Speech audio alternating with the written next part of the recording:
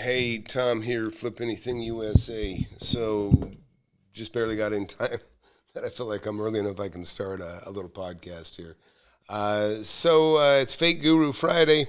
I don't have anything particularly lined up, but we can go look at anybody you like. It's funny. I, of course, always get people bringing up Kris Krohn as a fake guru, Ryan Pineda, fake guru. For different reasons. Kris Krohn's somebody that, leads into a lot of article reading and this sort of thing. And then Ryan Pineda, I think he's exaggerated heavily as to his capacity to flip. He was a little more, more constrained and a little more humbled after he lost $1 million. Apparently, we can go look at that too. I had done a video on these 30, whatever. I think it was wrote $30 million or $20 million unit, and I had commented that I wouldn't, touch that, and I thought he was going to hurt his brand. It was kind of an up and starting brand, and sure enough, 2 years later, and from what I understand, he had to throw $1 million at that. And the fund didn't do too well, and that's the problem. Is if you follow a fake guru off a cliff, you're following him off a cliff. And there was no like I said, it just gets kind of ugly. So I just put out a video, and this is one of the things a little bit frustrating to me personally. Is I know that YouTube is 99% entertainment, to be quite honest. If I do fake guru and chew somebody up or point out all their flaws or their bullshit, everybody kind of likes it and enjoys it. But when I talk about actually making money, then people start to, just start to fall asleep sometimes. And then like right now, probably some are starting to walk off now. But so anyways, we can jump around. Anybody got any ideas? Anybody want to listen to or watch? We can. I had just done, let me see here, pull this off. Oh, by the way, get my book, Wake Up and Smell the Real Estate. If you're interested in real estate at all, this should be in your library for sure. Wake Up and Smell the Real Estate. You can get it on Amazon, Audible, and Kindle. Then as far as most of you guys watch, I bought a lot of properties. This is just some of them here, and I've negotiated every single one of these deals. Some of these are multi-million-dollar properties, other are $500,000 properties. But they all add to, it's the reason I can, rest. I can, rest easy. Hey, good Friday, Virgil. Thanks. Good to see you in here, Virgil. So, anyways, but here let's go over to the YouTube world. There's Kris Krohn. He's the most predictable. What do you guys want to look at? Anything in particular? This guy here, I tell you, Kris Krohn. Oh my gosh. Robert Kiyosaki. Looks like Robert Kiyosaki. Let's watch this. Robert Kiyosaki. This looks kind of Dave Ramsey effing idiot. This could be interesting. I've never read Rich Dad, Poor Dad, but a lot of the people that bought my book have. And I think I started to read it, but from what I understand about Kiyosaki, he's kind of a common sense guy about not wasting money. I think he pushes gold too much. I think that kind of makes him a little bit of a fake guru in my mind. I think gold's a terrible investment, and you can just look at it and look what it's done over the years. It's terrible. If you call an investment something that stable for 100 years or something like that, I guess, but it doesn't keep up with inflation, and anyways. So what do you say? Let's watch a little bit of Robert Kiyosaki on Just ask it straight. Why these is guys. taught in schools? Because surely people should know this stuff. Because school teachers are Marxist. My poor dad, Rich Dad, Poor Dad, it's a story about Marxist versus a capitalist. My poor dad was an academic type. He was a PhD, which stands for poor, helpless, and desperate. He's a smart guy. He was in school all the time. He knew all the answers to everything. But he didn't know anything about this here. And my rich dad was a man who had no school, and he ran the family store. So as a boy of 13, he began learning about money. And he started saying, he says, the mistake is our schools teach us to work for this, not this. Why does Dave Ramsey say all debt is dumb? Well, because Dave Ramsey is idiot. That's why he's shitting me. That's funny. So look, you know, Robert Kiyosaki's built a hell of a business, and you know, I don't like his investment advice. I'll be quite honest with you. I think, you know, I think he did well with his book. I had a dad that really didn't know how to make, you know, money. He worked hard and he took care of the family, and you know, that's what he was. That's what he did. And he was a super smart guy. My dad was a super smart guy, but he wasn't business inclined. And so, you know, when I dropped out of high school, he says, well, son, you know, he felt like I wasn't learning anything anyways, and he had confidence in me. That's one thing. I had a father that 100% believed in me. He told me I could do anything, and I believed him. And you know, even though I haven't done everything I want to do, I've done pretty good. So anyways, so it's interesting. He's talking about the dynamic between the two dads. And you know, let me rewind this just a little bit. Let's just listen to this little part again. It's about 30 seconds. He says the mistake is our schools teach us to work for this, not this. Now, I'm not sure I even understand what he's talking about. Work for the dollar, and then what he's pulling up, change or gold? Probably somebody here watching know what he's talking about. Let's listen to this. I'm going to go back just a little bit more. That's why I didn't do so well in school. I had a short attention span. I wasn't interested. Had no school, and he ran the family store. So as a boy of 13, he began learning about money. And he started saying, he says, the mistake is our schools teach us to work for this, not this.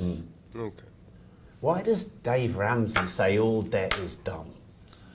So my interpretation is that,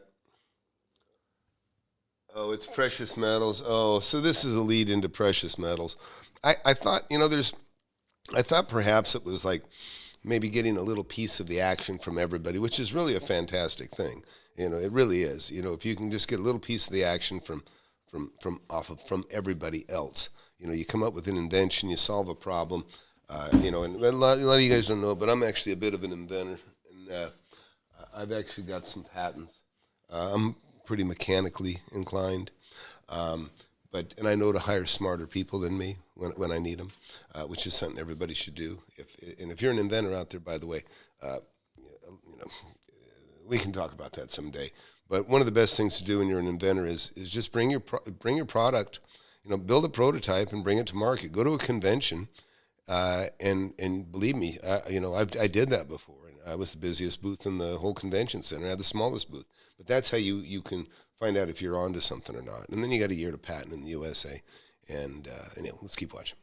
Well, because Dave Ramsey is idiot, that's why he's shitting me. No, I mean, pardon my French. I mean, he and I, who's your target? You know, when we first got together, I said, who is your demographics, right? You guys are real estate guys. Dave Ramsey is not your teacher. You're their teacher. Does that make sense? Yeah, I don't consider either of these guys a real estate guy.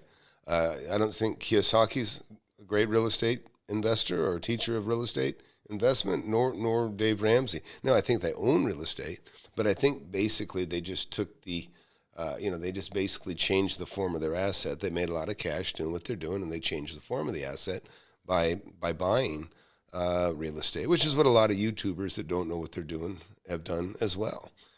So let's keep watching. So like I'm a pilot. I didn't ask a basketball player to teach me how to play, to fly. So when I went to Vietnam, I wanted the best teachers. So if you're going to be in real estate, Dave Ramsey is not your teacher. You are. If you understand that, you choose your teachers.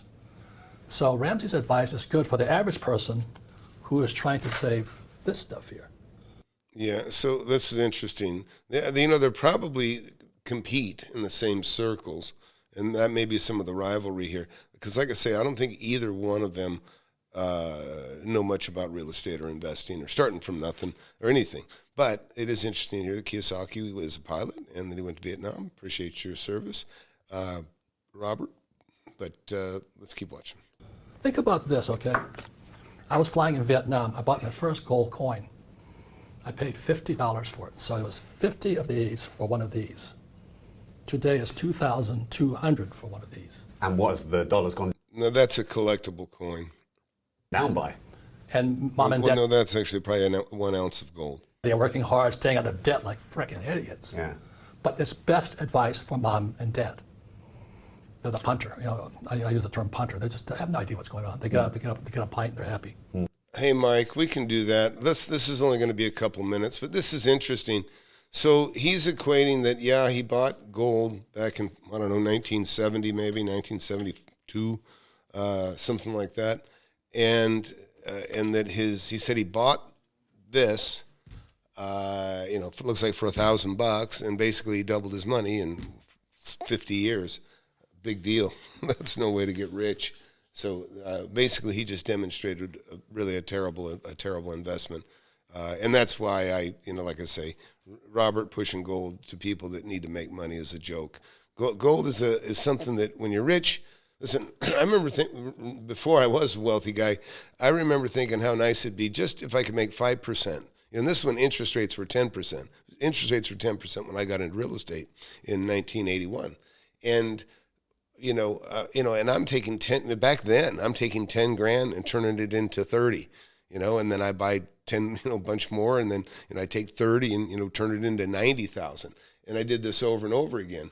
But so this is him setting up gold, and I like I said, he may be a nice guy, but this advice sucks already, So all due respect, Robert, I don't think you or Dave Ramsey are very good at creating wealth the way most people have to do it, that are not in the limelight and don't, that aren't,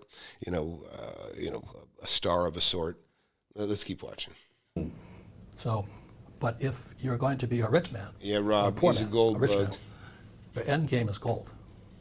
This has been money for centuries. This is silver. It's the better investment today. In the U.S., it takes 35 of these to buy one of these. So I tell my brothers and my sisters and all that, hey, trade this piece of toilet paper in for this. Oh, no, Dave Ramsey said save money. Okay, I'm going to put his investments to shame just by giving you one example. So look, I'm going to show you a property. Let me see. I mean, any of these would actually put that to shame. But I'll show you. Look at this. This is a warehouse. Actually, this is a warehouse I paid $1.6 million for this warehouse. It's worth $2.4 million. But that's not the one I was going to show you. The one I'm going to show you is, oh man, it's over here somewhere. Yeah, here it is. So look, this is a warehouse. I bought this warehouse for $240,000, and it was tore up, But I mean, it was a good foundation and a nice property. I made $90,000 a year after I cleaned it up, but I took this warehouse I bought for $240,000. I could have sold it for $750,000, almost immediately after I bought it. I could have made $500,000 on $240,000. Now, if I didn't have the money, I could have got a partner, and I would have made, I could have sold it for $750,000, and I'd make $250,000.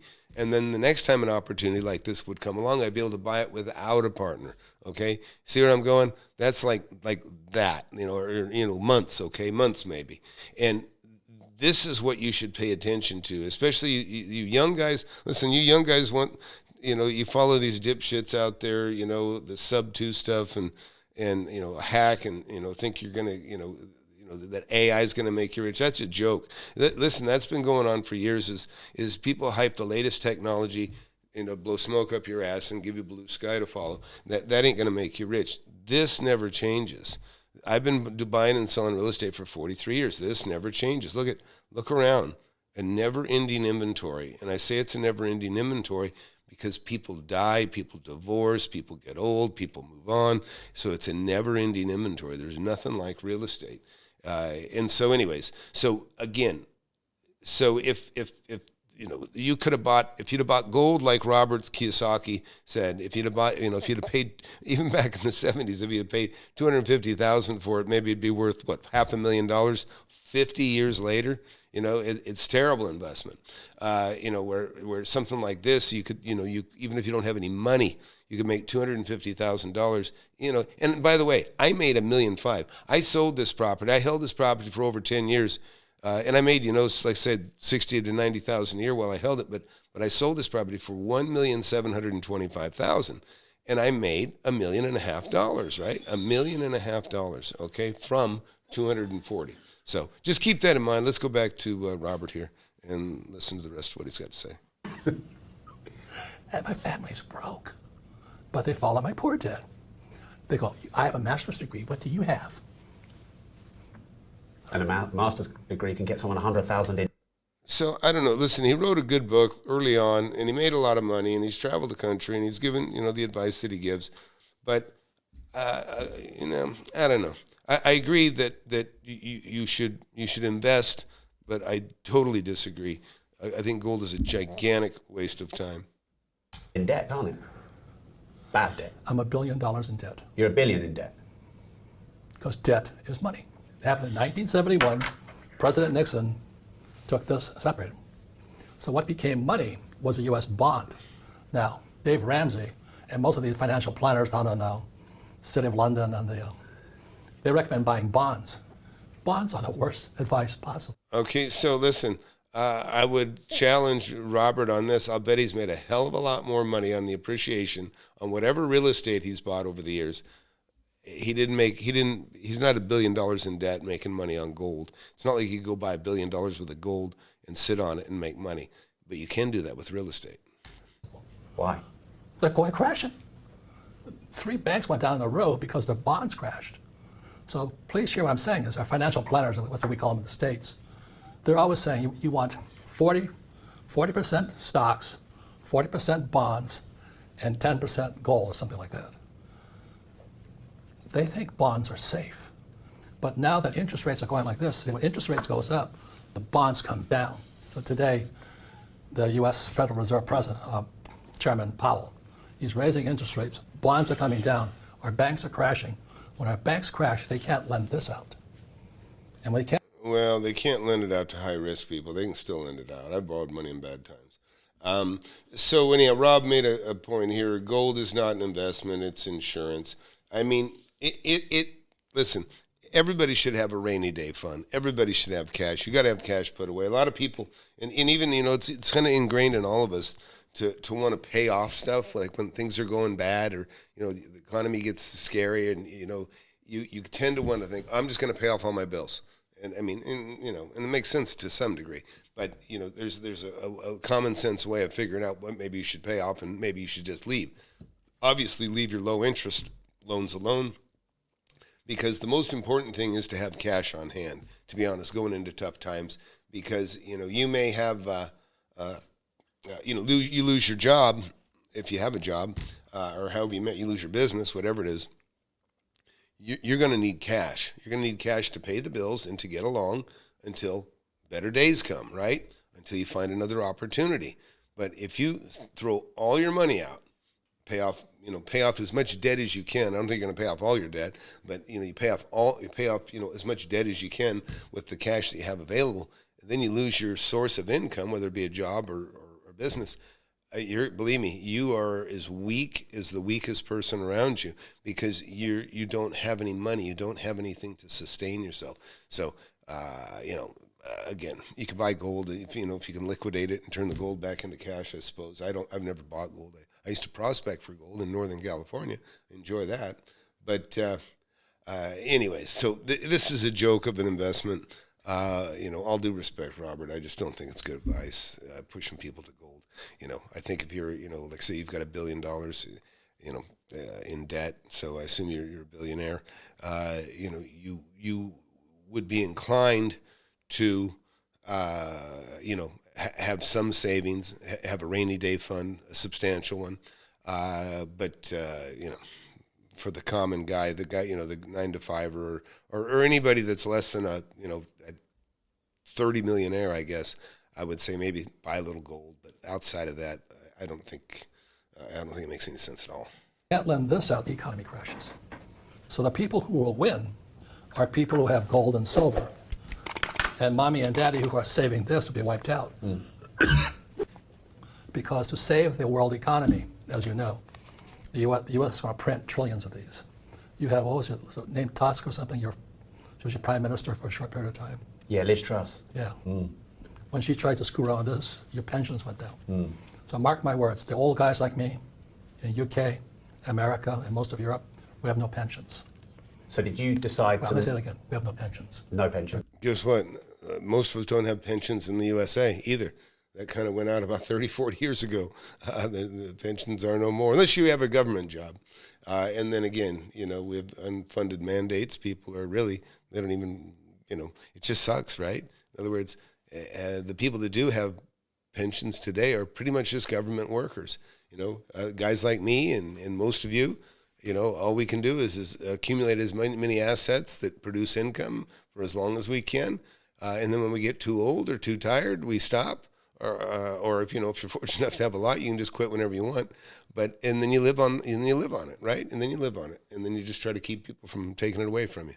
And a lot of times that's the government too. Let's keep watching. Gone. Well, But they don't know it yet. right. Yeah. I think like a capitalist, not a Marxist. No. I don't want it to be equal. You kick my ass, I'll kick your ass. Right. Does that make sense? Yeah. That's why I love this game here. So you think free markets, competition, that's all healthy and good? For certain people. If you're not competitive and you're a wimp and a crybaby, follow Dave Ramsey. Wow. Hey, quick, before you go, if you want to watch the full, raw, uncut version of this episode, In all honesty, I think I've seen enough of Dave Ramsey, and I don't know who this guy is, but anybody follow this gentleman? The Disruptors. I mean, he's just interviewing him. But listen, Robert Kiyosaki. A lot of people say I got Robert Kiyosaki's book for how not to waste money, and Tom, I got your book on how to make money. So, we do have a common group that follow us. He's been around a long time, obviously. I've only been doing this about 3 years, but I've been an investor for 43 years. So where do you guys want to go? You want to look at something else? Golly. I mean, we could look at Kris Krohn. You guys know I don't care for Kris Krohn. It's just advice that goes nowhere except follow the links below, and he will email you to death with, trying to get you to take the money out of your home. Anyways, what do you guys want? Hey, Syrian, good to see you in here. I think actually I saw you over on Mike's. I popped in and saw Mike, and I think I saw your name in the group there. All right, all right, guys, give me some help here. God, now this is interesting. Kris Krohn, copy my strategy. I don't think he's going to share his strategy, because if he did, you'd realize you don't need him. Golly. All right. Help me here. You guys want to try this? Let's do it. Okay. Oh, my God. It's just the optics are already horrible. Son, you got any ideas? Something short. I tell you, I feel like I'm the luckiest man in the world, because now I got my son working with me, investing with me, and I wish that for everybody out there.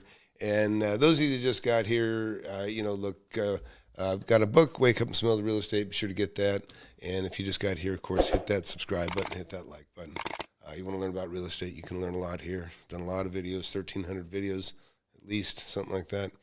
I don't know. Okay. Come on, suggestion, somebody. All right, let's just do it. Let's watch how I would get started in real estate in 2024. Ugh. All right. If I were starting all over, $2 billion worth of real estate ago, and was buying my very first home and building my first portfolio all over again, could I do it the same way in 2024 as I did it 20 years earlier? Let's find out. I don't think so, because I'll tell you why.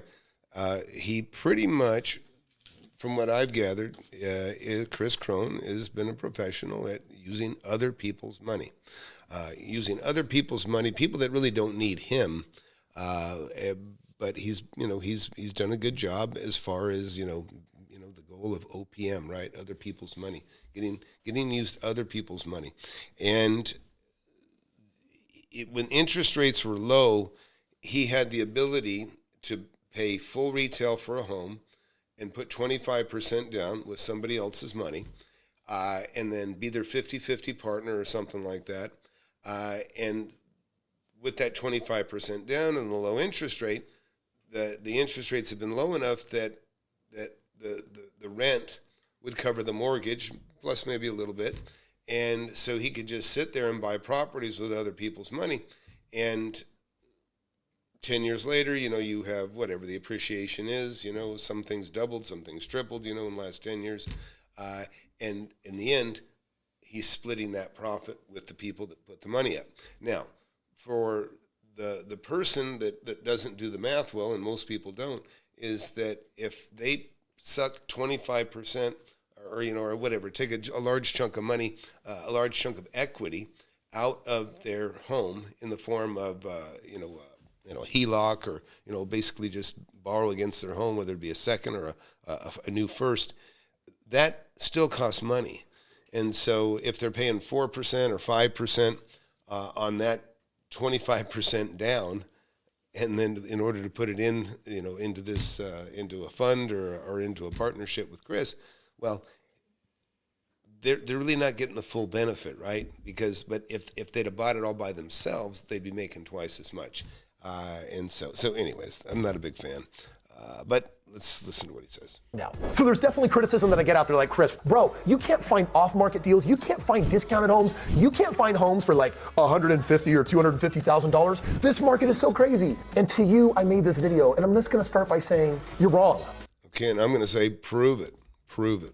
Like, just plain up simple, get teachable for a moment. Let me be your mentor. Let me show you what I did 20 years ago, and let me show you how I'm still doing it today. Have some things changed? Actually, no, it's the exact same strategy. So listen up. School is in session. This is really important. When I got started in the game of real estate, I had a mentor that basically said, hey, Kris, here's what you got to do. You have one credit card, you need two more. Because when we go to a bank for a loan, we're going to want to show them at least 2 or 3 lines of credit. Also, you've only been at your job for a year. You need to be there for a second year so that they can see you have what's called a 2-year work history. And finally, you're going to have some kind of down payment. Now, we're going to find some cheap home because listen, you're poor college. I had a terrible mentor, it sounds like, but kid, man, you don't make a lot of money. We're probably gonna do like that 3% down payment for you. You probably gotta save up $5,000 or $10,000 in your bank account. Well, let me tell you what happened. 14 months went by, and essentially I got 2 other credit cards and I kept them paid off, just use them for gas and groceries and kept them paid down. The second thing I did is, it was 14 months. I stayed at that same job, even though I'd thought of leaving. I'm like, I wanna keep that 2 years in history. And then my wife and I, we worked our butt off. We did not save $10,000. We didn't save $7,000. We barely scrimped $5,000. And so that basically took an entire year to cause that and make that happen.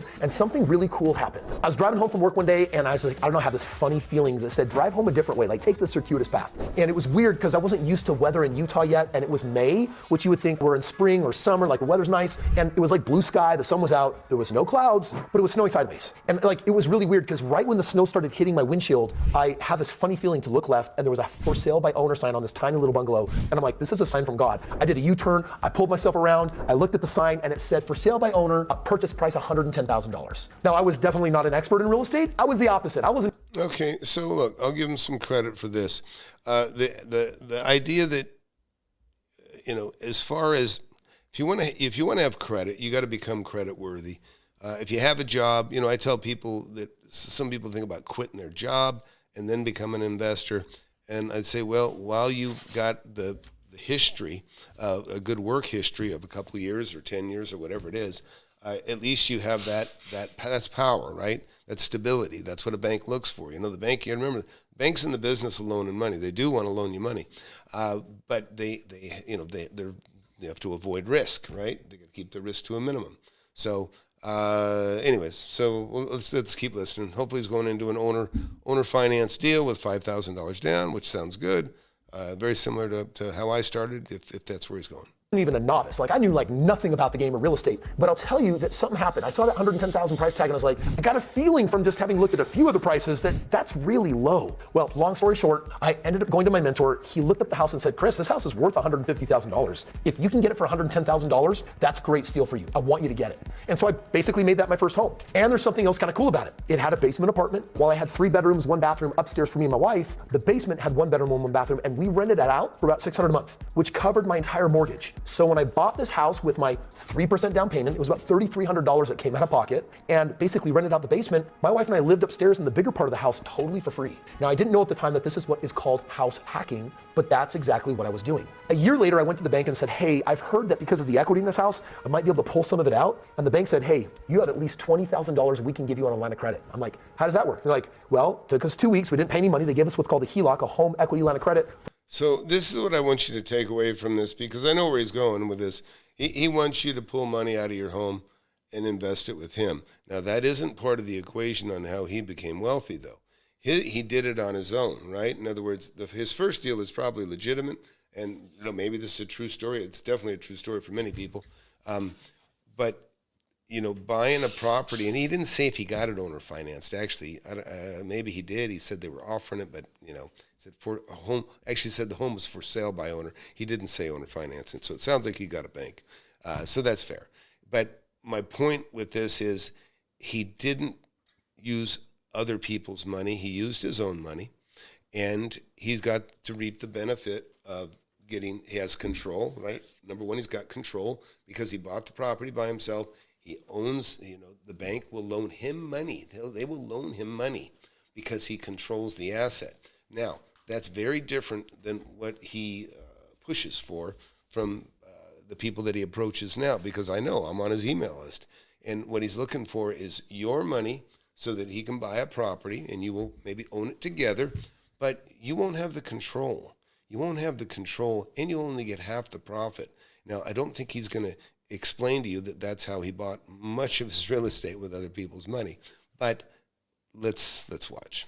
For just about $20,000. I took that 20 grand, I found a second house, and I used it as the down payment on that property. Now, the cool thing is I didn't live in that home. It was a lot bigger, newer, nicer than mine. But after I rented it out with a lease option, the family gave me $3,000 non-refundable upfront. I'll never forget receiving that money in my hand and being like, whoa, this is real money. And then my rent on it, I was collecting $1,600 a month, but my mortgage was only $1,000, which meant that I had an extra $600 left over. So between living for free in my first house and then getting paid $600 a month on my second house, my wife and I actually started financially getting ahead. And what really happened is that led to a strategy where I used the equity in that house to buy more, and then people started saying, Kris, you got something figured out? Can I give you some money for my 401k and we'll buy more real estate? There you go. That's basically how I got my start. By the time I graduated college, I had 25 properties, and they were paying me about $12,500 a month. I learned some very important lessons. When you get started in real estate or you want a house hack, that 3% down payment, the same program that exists today, is really important. I've also learned that there's other parts around the country where real estate has gone up in value, so you can't invest in those places. If you're young and dumb and got no money like I did with me. Now, listen, I'm going to argue with him there. Listen,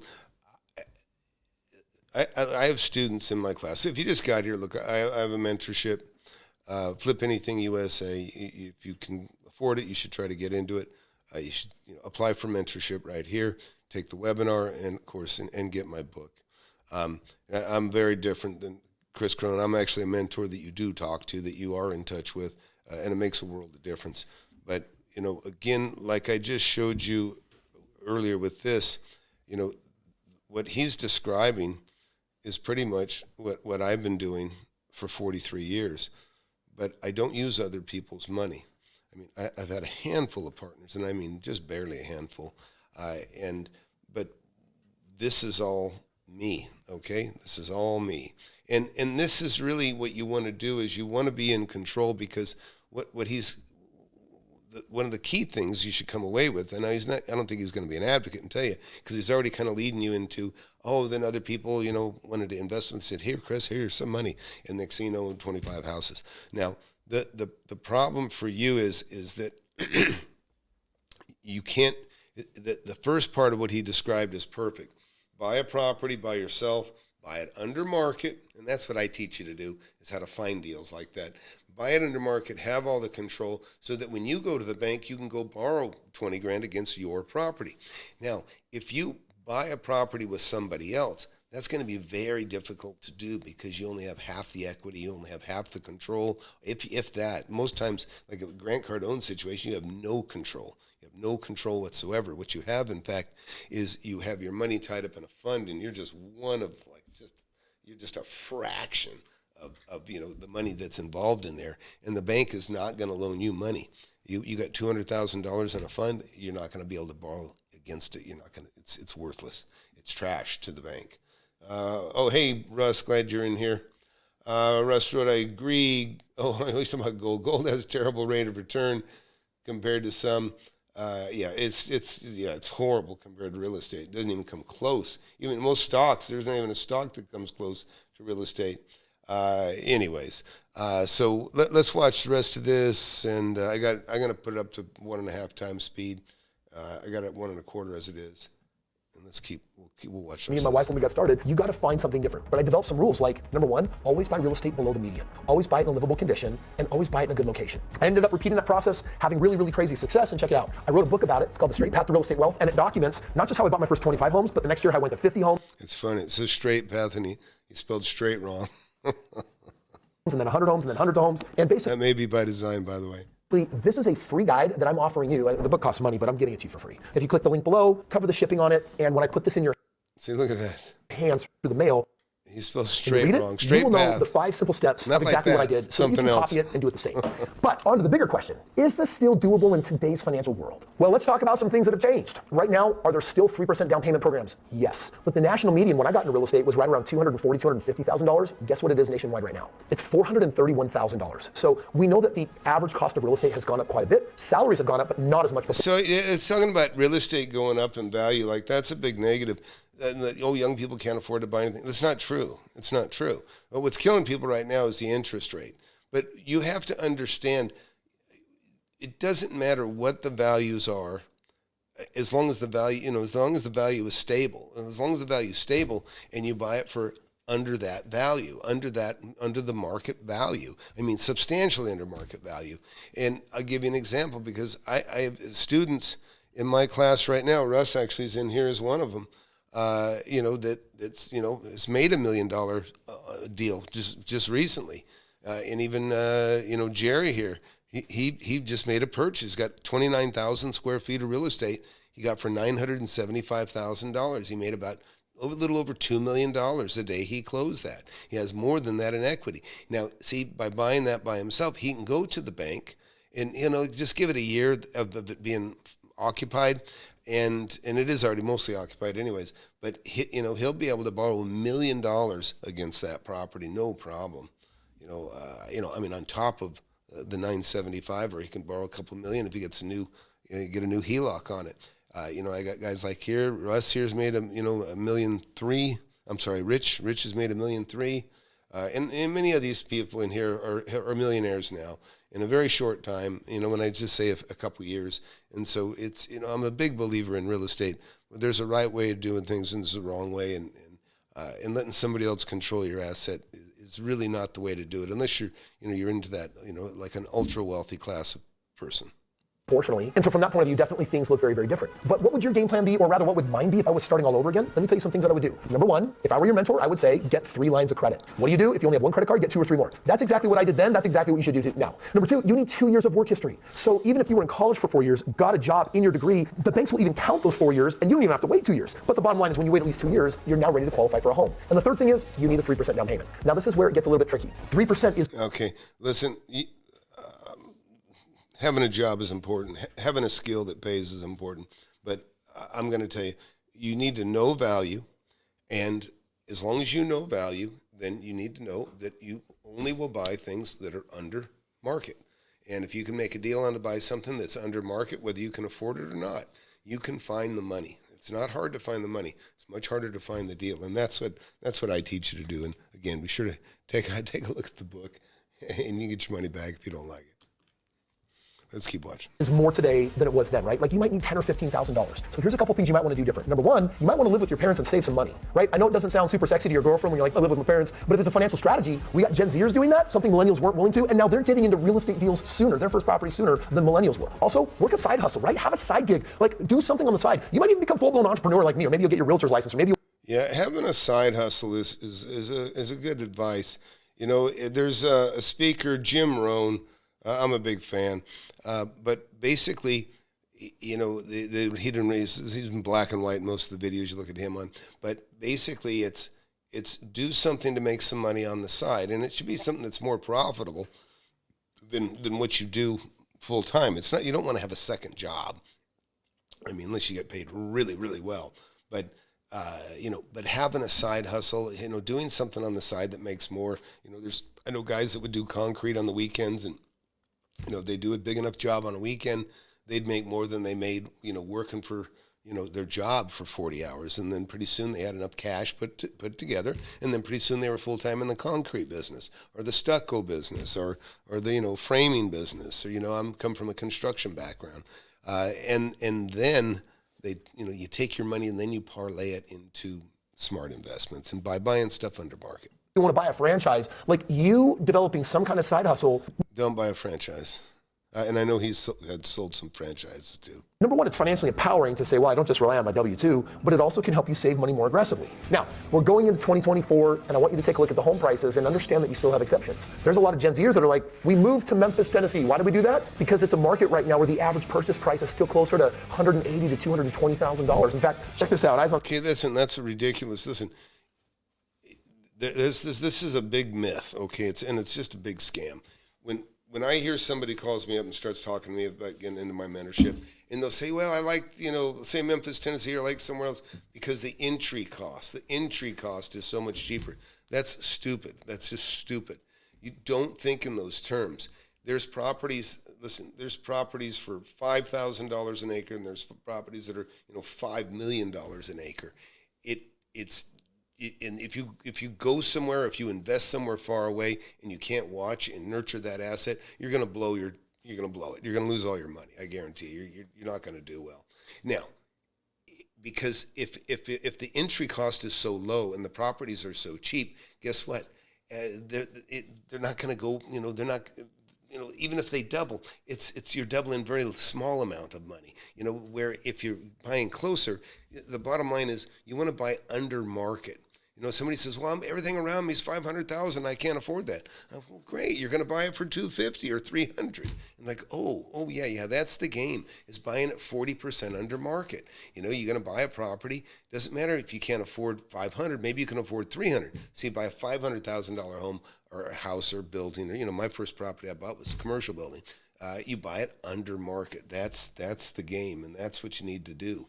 So let's watch some more. On screen, I've got a $150,000 actual house. It's a 3-bedroom, 2-bath. This is livable condition. Listen, it's dated. You can tell by looking at it that it's old. Yeah, it's been cleaned up. Yeah, it's nice. But that's a $150,000 house. That's no different than what I was buying. And when people are like, yeah, but Kris, you got a discount. You can't do that these days and ages. I have a total separate company. Yeah, listen, I'm not opposed to buying properties like that, and I bought properties like that and worse.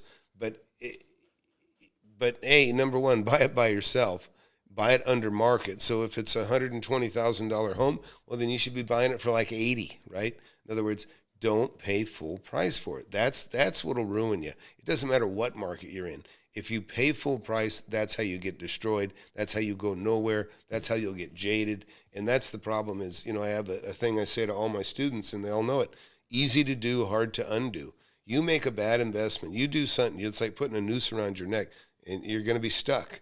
You know, and you don't want that. You don't want that. You want to buy under market, and you just want to get some education and make sure that you know value. It's the most important thing. Company called Property. And you know what it does nationwide? It finds massively, deeply discounted properties where it's very common to find a home 20, 30, or 40, or 50%. Yeah, listen, now, this is silly.